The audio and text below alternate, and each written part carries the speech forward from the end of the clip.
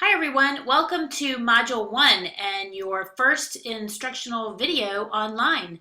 Um, I am getting ready to go to the YMCA in just a little bit, so that's why I'm in my workout attire. Please forgive me for that.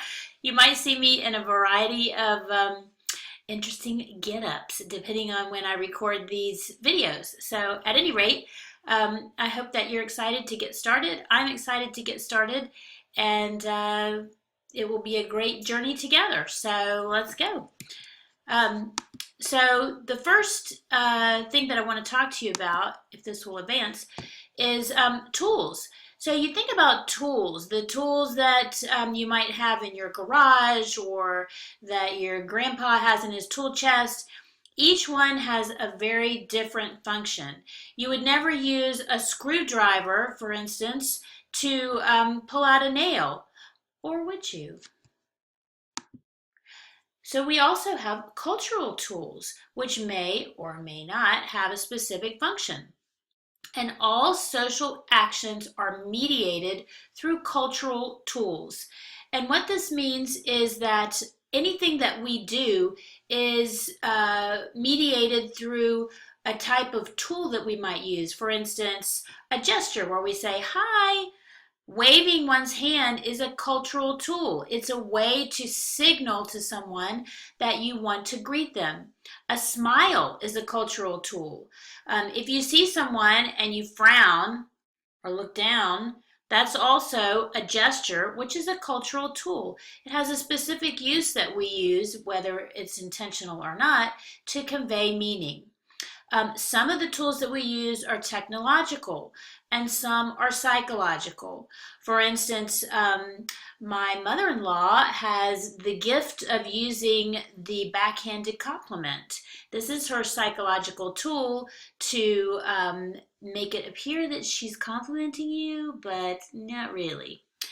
And all tools have affordances and constraints. And we're going to talk about what that means on the next slide.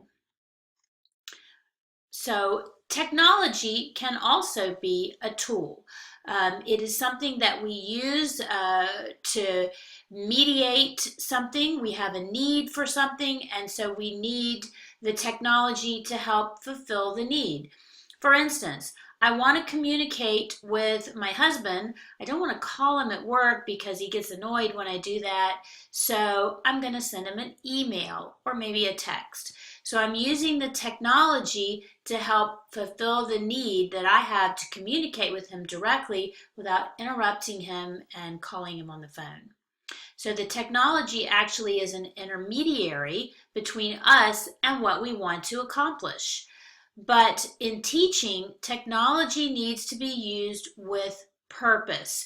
We don't want to use technology just for the sake of technology. Technology is really the vehicle that gets you somewhere. It's really not the thing. It's not the end result. So I don't want to, for instance, go into my class and say, okay guys, today we're going to learn to use Twitter. That's not a lesson. However, if I want to talk about participatory culture and argumentation, I might use Twitter to help me get there. So technology really needs to be used with a purpose, and you really need to think about why you're using it. Sometimes the low-tech solution is the best one. So if you're a teacher, you want to do what you do best, which is to teach. The technology just helps you. It certainly doesn't replace you. So back to the idea of affordances and constraints and mediation. So the affordances of something are the benefits of it. So thinking back to the idea of email, the benefits of email is that I can type it out, I can reread it, I can make sure it's perfect, and then I send it, and the user can open it when it's convenient for him or her.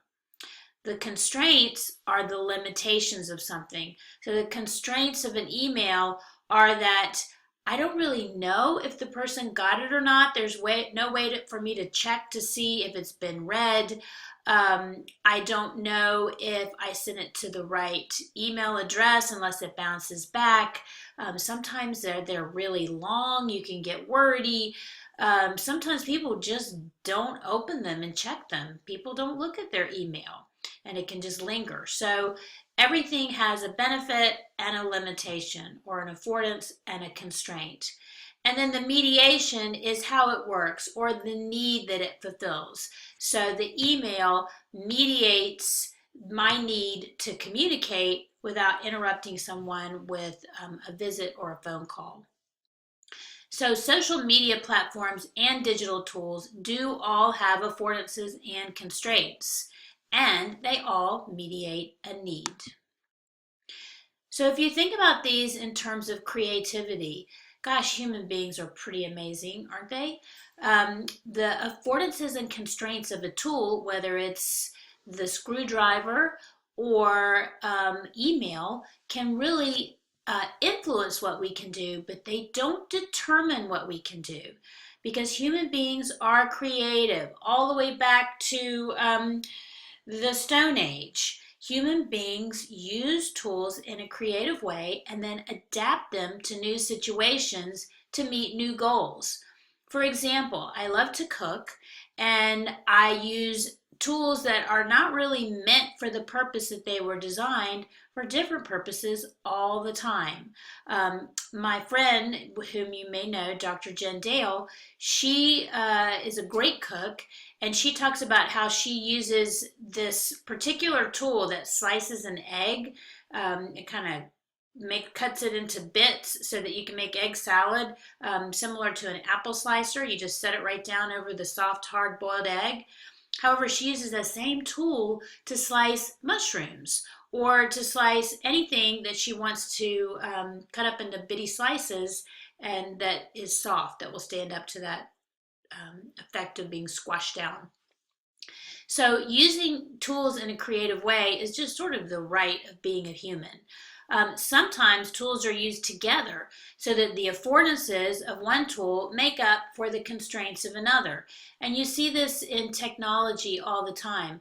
People may use one type of digital tool, like a video creator, but that video creator, the sound is not that great. So maybe they use another type of digital tool, such as an audio tool, to enhance the sound, or to add in sound effects, or even add in, zooming, or additional bits, animation, just to make it so that it's more exciting and more interesting.